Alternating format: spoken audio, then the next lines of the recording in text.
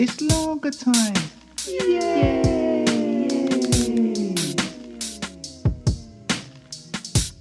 Lager time. Poems, stories, and thoughts. By me, Paul Cree. Who else?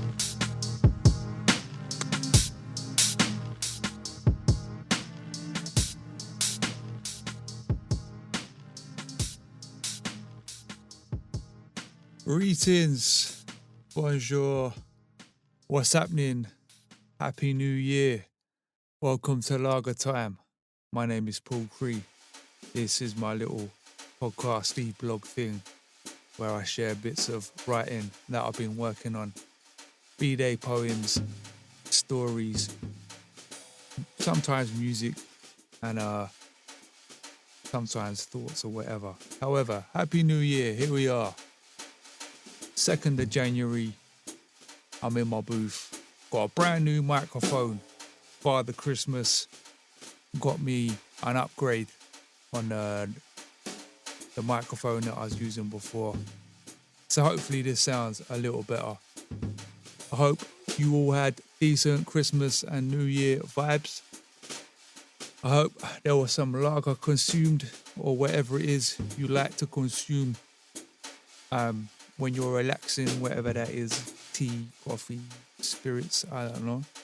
I put away a few beers myself and a couple of cheeky whiskies, large up the Johnny Cree whiskey that my dad found out about, named after him. Well, maybe not named after him, but just coincidentally with the same name. Who knows, maybe there's a relation there. But Christmas is all good. So anyway, lager time. A few poems and some bars at the end. This is going to kick off this one. No name. We called him the Terminator. No idea what his real name was. He was a middle-aged looking South Asian guy with an accent that had probably been in England long enough to know the notes of a British-born chancer.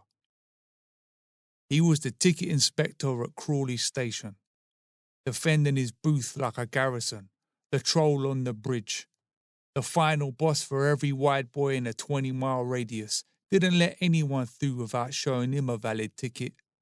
A one-man border force with a look that could burn holes through your sternum, isolate and amplify your petty lies and make you reflect on life. Tickets, please. Nah, bruv, I dropped it on the track. Go and get it then. He feared no one, took no jib. 10-pin white boys trying to bowl through got struck down in one move. X mark, bust stats off the charts. We used to joke that he never left that booth. Night and day he was there, eyes wide open like a bird of prey. Until one day, he wasn't there anymore. Chancers of all stripes most likely joyroding trains into the night. All the way back to adulthood, entitlement, and someone else's problem. Right, there you go. That's one that I think I wrote last year. True story. That geezer was stuff of legend, local legend, where we were busted everyone. All right, here's another older one. So I'm basically, if you've not been listening, I took a break for a year. Prior to doing it, I was putting a file together of lots of poems I'd written over the last few years with a view to putting out some kind of book. And then I put a halt to all of that, and now I'm back, and I've been writing again. So I'm still compiling this file. I'm working my way through some of the more recent ones. So some of these ones that I'm doing on the podcast at the moment are a little older. So forgive me if these have been read out before. Making my way through the last of the lagers before I go on a hiatus of that stuff for a while. Okay, here's another one. Again, it's no name. A wise man once said to me, when you're playing the game, always be wary of old fat geezers. Thought he was talking rubbish. We all knew types that fit the stereotype. there for the banter and the pints and little else. So there I was, years later, a cold Wednesday evening under the lights, Shepherd's Bush, some organised kickabout on the Astro. There's this leery fat guy, scraggy beard and gut bouncing over his belly whenever he took a couple of steps forward. He was at least in his mid-40s. Spent most of the game sat in the middle of the pitch, not moving a great deal, gobbing off a lot, pointing in various directions. I thought, I've got the run on this prick, easy. I played in the middle too, with pretensions of some kind of difference maker. I was young enough to still run box to box with a little trick or two. But for the life of me, I could not get anywhere near this guy, nor could I get the ball off him. It's like it was a pinball when his feet were pincers. Couple of touches and barely any movement bar his belly flapping, he would send me one way with him and the ball going the other. Quickly thread a killer pass to his attackers or have a proper goal himself. Not once did I see him lose the ball or misplace a pass. To make matters worse, whenever I got the ball, it's like he could read my mind into exactly what I was going to do, either blocking me or directing someone else into position. 3 seconds ahead. Always. Story goes he was an ex-pro who never quite made it. One of them that liked the banter and the pints. One of them that wise guy was warning me about. Apparently, the leagues were full of them. Okay, there you go, a little bit of wisdom. So, as I've been going through this file, I've been trying to group them to see if I can find any theme. A lot of them, I can only group as under the term cynicism. I am quite cynical. There is a part of me that certainly is. But in terms of like the work that I've put out over the years, try and avoid that. So a lot of it stays in my computer or in my books or whatever. But goddamn, there is a lot of it. And some of it I think is all right. Some of it I'm not so sure. But, you know, this is a good platform for me to throw those out and see how they land.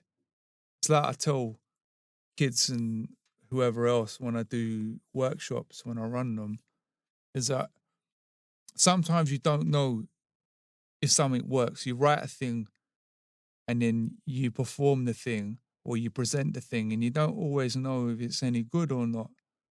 And it's not always about getting immediate feedback from people because, you know, here I am in a little DIY made booth. There's no one here.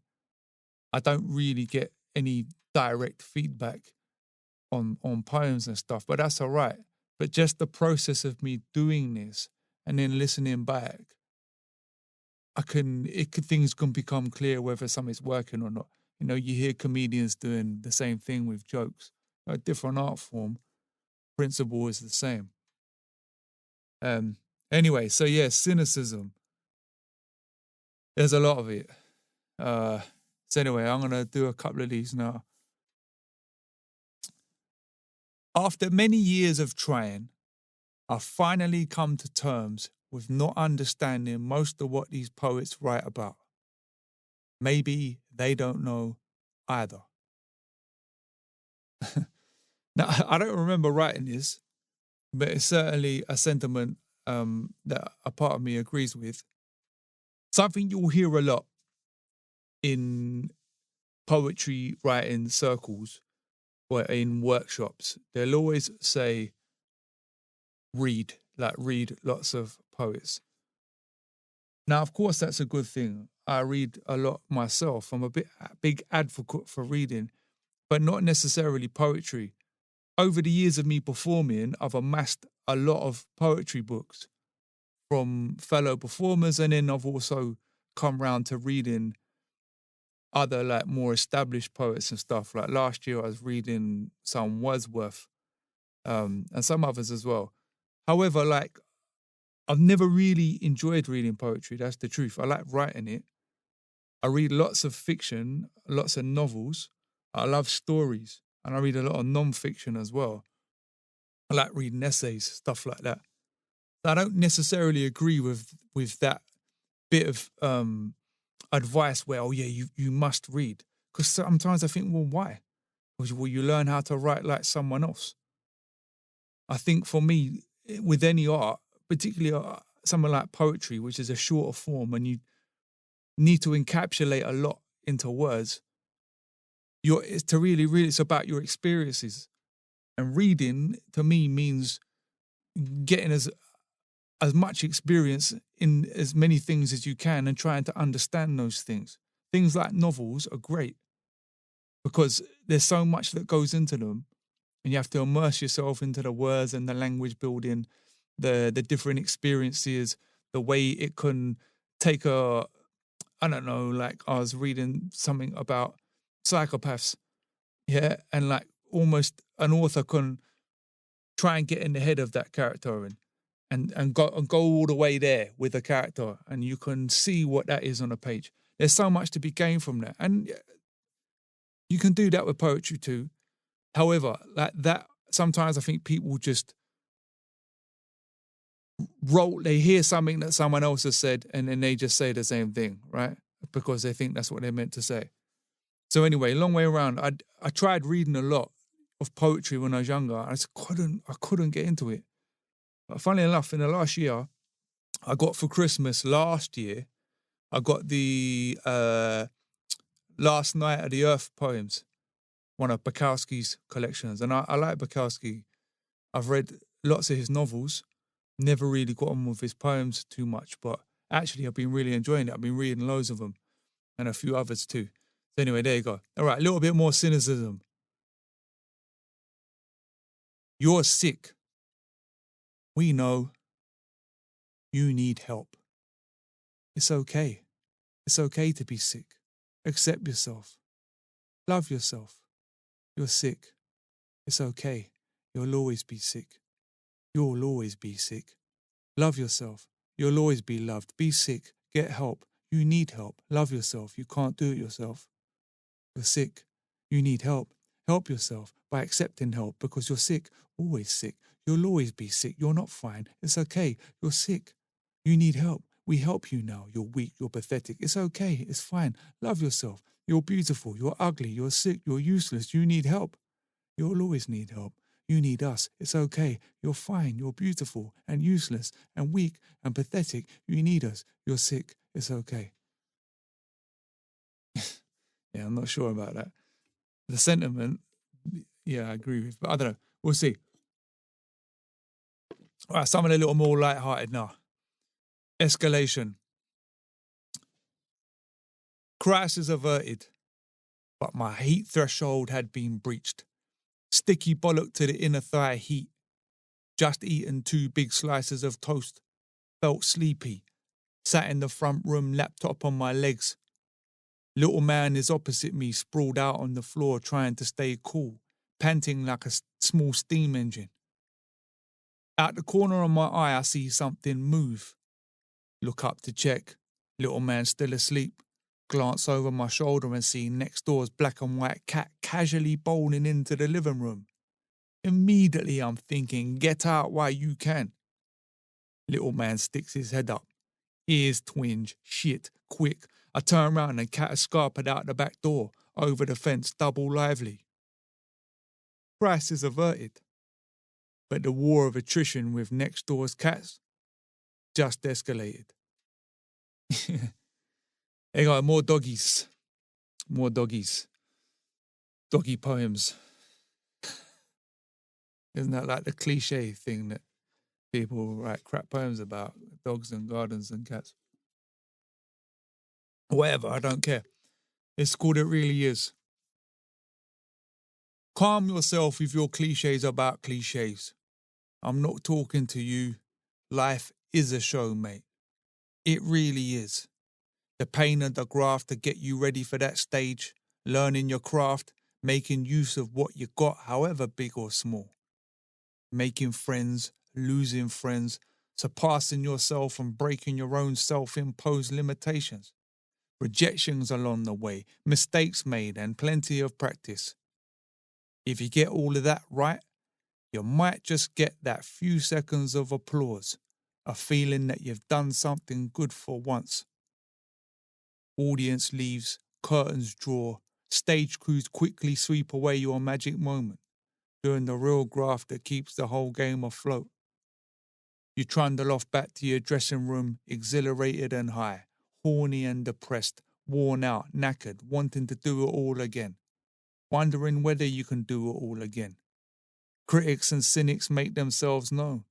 You tell yourself you're not listening, even when it hurts. Then you think of that brief moment where it worked. You landed the words, the movement, the note. Everyone felt it, and they told you so. Those big moments make it worth it. So you keep on doing it, chasing it, improving it, making it and remaking it. Or you don't.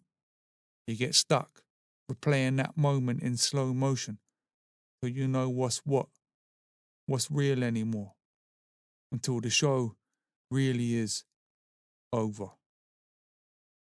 Okay, one more little short one, and then I'm going to do some bars. Again, no name. Those of these have just got dates. Yeah, I'm getting old. Don't I know it? My ears do. Why still bangs on the radio in the car? I tune in, then tune out fast. Somewhere in that mulch I hear is drums, a bass line, a melody, a vocal. It all slops down the lug hole like prison porridge. I've done my time, mate. I'm out. Right, so I was just checking we're still running. Yeah. Listen, I know it's cliched for an older person to mug off whatever younger people are listening to musically. And I did read somewhere, or someone told me once, that your ears do change the older you get.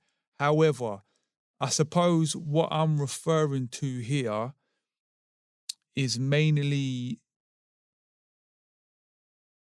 music that I listen to. So like rap-based music, not just rap-based music. I don't know. I guess stuff that would be classified as urban music or black music. So rap, Afro beats, reggae, or like dancehall. Really, I think music production has homogenized so much that you'll hear the same 808 drums, the same vocal productions where they auto tune, a lot of the same preset synthy sounds, and to me it just all sounds so flipping dull. So much of it, so it's all the same tempo as well. Like even I was listening to some early grime, so we're talking early 2000s grime music, and they were sampling all sorts. They were making weird noises and using those to make drum sounds. All the patterns were different. But when the trap 808 thing came in, and they are literally using the same drums on every track. It's like, ugh, same dull preset-y, like it just anyway. I guess I said all of that in the poems. All right, so to finish off, I'm gonna do some bars from one of the tracks from More 64s of Boredom, which is an EP that I want to put out soon.